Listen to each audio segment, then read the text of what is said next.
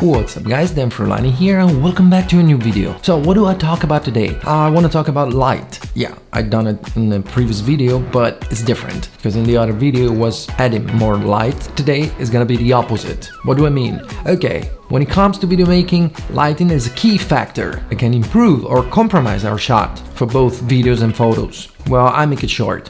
When we don't have enough light, we can add it, we can modify it. So we can use softboxes, LED panels, flashlights. If you don't have anything else, anything works to make things do. Anyways, we can add light if we need to. But what if we have way too much light?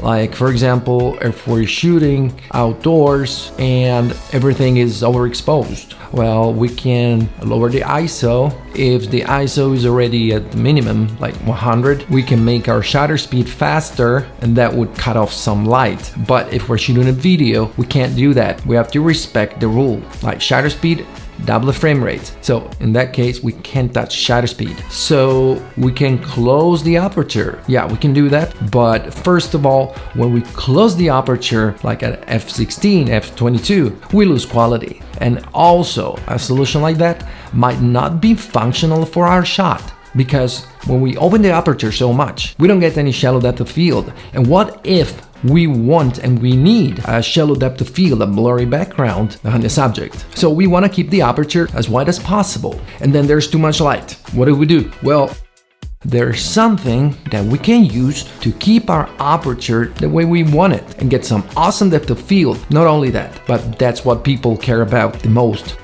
Usually, to solve this issue, we can use an ND filter. What's an ND filter?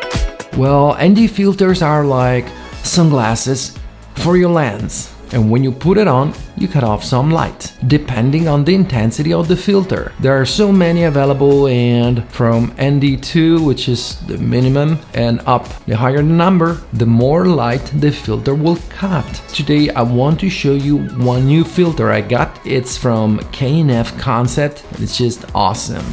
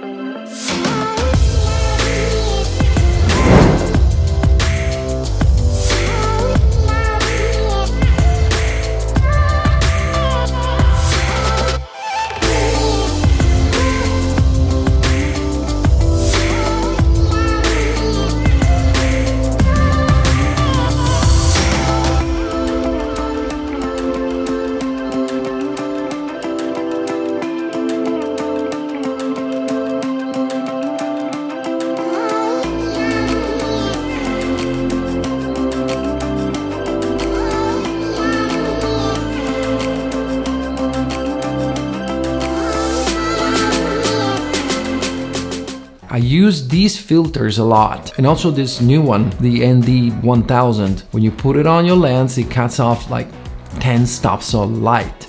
And it's awesome for both videos and photos, because for what concerns videos, well, you can keep a very wide aperture and you don't lose the buttery, creamy, shallow depth of field that everyone loves. But not only that, for photos, you'll be able to do things that are usually possible to do at night because of the light. Like during the day, there's way too much light for a long exposure photo with a very slow shutter speed. So it goes without saying, even when you do a time lapse, people still do that. But anyway, when you do a time lapse with a very slow shutter speed, well, the blur in the movement is gonna be awesome, because the difference is if you try to do any long exposure, either a photo or a time lapse or whatever it is, during the day you're not able to lower the shutter speed so much, so the result would be like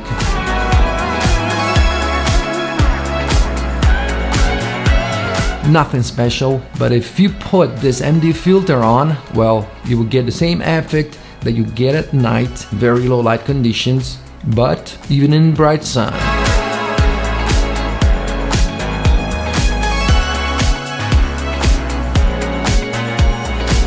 And this one ND filter, the kfconcept Nano-X Pro ND1000, is great quality, so that when we shoot our video or photo, we don't get any color shifting or any other issues for what concerns the color or the quality of the image. And even when we use a very wide lens, we don't get vignetting, and that's something very rare in an ND filter. And for its quality, the price is very reasonable. And we only need to buy one, because we don't need to buy one for each of our lenses to be able to use it, but rather, this is what I do, I get the biggest available. In this case it's 82 millimeters, and then I can adapt it to all of my lenses with step-up rings.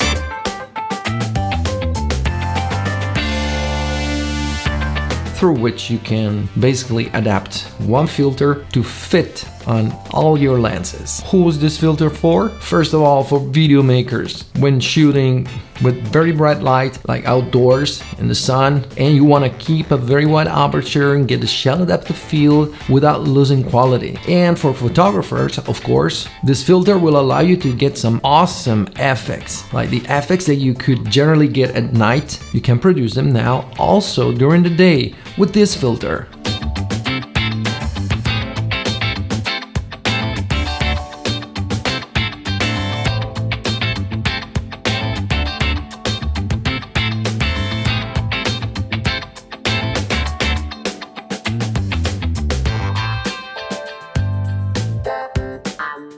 And by the way, check the links in the description to find this filter on Amazon and all my gear stuff and things, my gear. And check the link to Epidemic Sound if you want 1 month of awesome music and great sound effects for free.